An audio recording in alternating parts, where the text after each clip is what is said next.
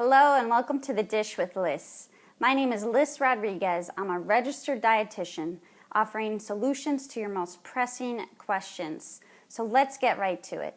Gina from Wichita, Kansas wrote, and she said this: Dear Liz, I too have lupus, although this question is less about nutrition and more so about how to deal with a particular healthcare professional. That's okay.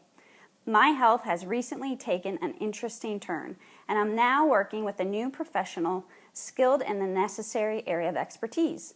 The doctor is definitely qualified for the job. In fact, he's the best I've found, but I don't like his arrogant manner.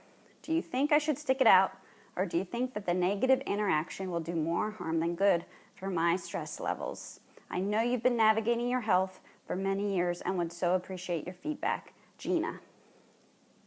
Ooh, Gina, this is a really good question, and I think it's my favorite yet, so thanks for asking it.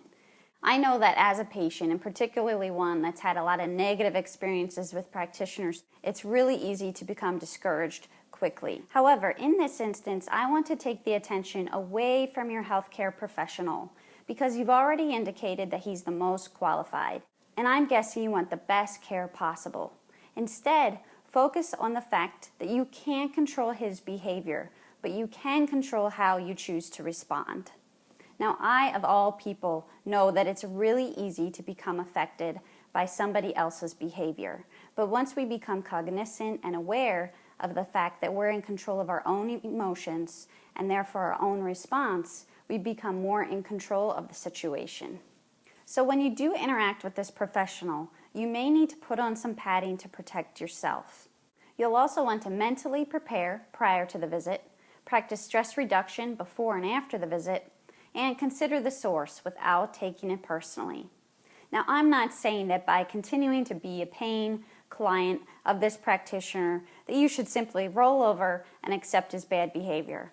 I am saying that you should focus on what you can control, and particularly how you respond to his behavior. Because let's face it, this world is full of difficult people, and we can't avoid them all. To take this a step further, Gina, I challenge you to work really hard at changing how you see situations like this, from black or white, good or bad, or all or nothing. Rather, you want to see it more as a shade of gray that can evolve into good based on your practice response. This puts the ball back into your court, which is right where we want it. So often in our minds, we clearly define things as either good or bad.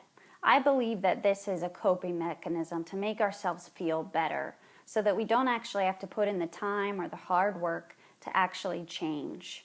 But if we're really honest with ourselves, I think that most of us would agree that most challenging situations in life aren't that simple.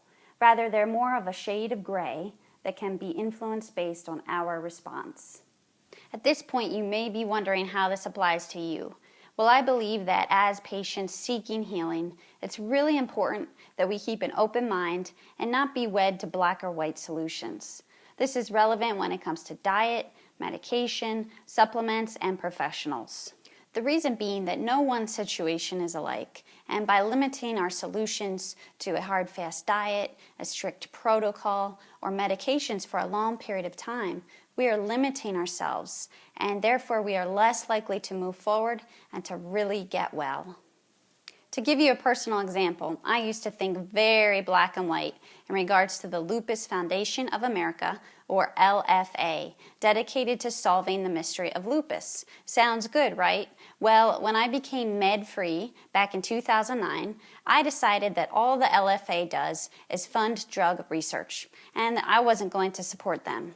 Talk about black or white thinking, otherwise known as limited or very narrow-minded thinking.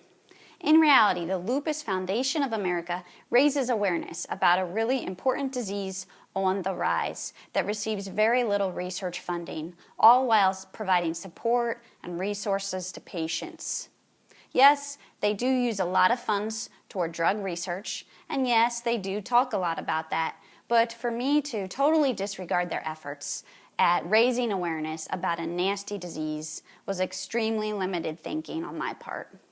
As my thought process has evolved from less black and white thinking to more of a shade of gray, I decided that in the spirit of Lupus Awareness Month this May and World Lupus Day, May 10th, which I probably would have forgotten about without the LFA's advocacy, I decided to support the LFA by purchasing one of their gray t-shirts here to help raise awareness about a disease I live with, while symbolizing an important shift in my thinking. So Gina, in this spirit of Lupus Awareness Month and your personal progress, I challenge you to let go of any negative feelings or interaction toward your practitioner. If he can assist you in regaining your health, I say let him. And in the process, I believe that you will feel more at peace and more empowered. As for you all, what sort of black and white thinking are you holding on to? And what small action can you take to shift your thinking to a shade of gray? Let me know in the comments below. Thank you so much for tuning in this week. Be well, be wise, and most importantly, take care of you.